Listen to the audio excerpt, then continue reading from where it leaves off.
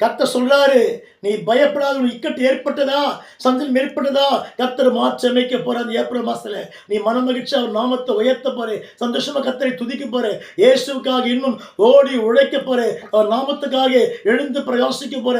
கர்த்தர் செய்வார் உனக்காக. கர்த்தர் செய்ய போறார். எத்தனை கஷ்டம் வந்தாலும், எத்தனை பாரம் வந்தாலும், எத்தனை உபத்திரம் வந்தாலும் ஒரு கலங்கி தவிக்க சகோதரியே, ஏன் பயந்து உட்கார்ந்து கொண்டு இருக்கிற?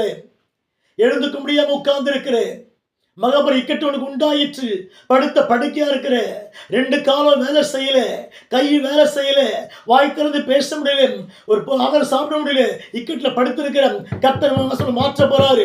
உன் படுக்கையில் ஏசப்ப வல்லமை இறங்கிட்டே இருக்கு. வல்லமை இறங்கிட்டே இருக்குது. உன் பெயரு கிரேஸ் ஷாரோன். உடம்புல அக்கினி இறங்கிட்டு இருக்கு சகோதரி. 6 மாசம் படுத்த படுக்கையா இருக்கிற. ஒரு படி சாப்பாடு சாப்பிட முடியல. கர்த்தருக்கு உன் இக்கட்டு ஏற்பட்டது. என் இக்கட்டை யார் மாற்ற முடியும்? என் துன்பத்தை யார் மாற்ற முடியும்? அழுது கொண்டு படுத்திருக்கிற. எத்தனையோ மருந்து எடுத்திருக்கிற, எத்தனையோ மாத்திரை போட்டுக்கிற, ஆனால் ஒன்றுமே சுகமடையில. படுத்த படுக்க இருக்கிற.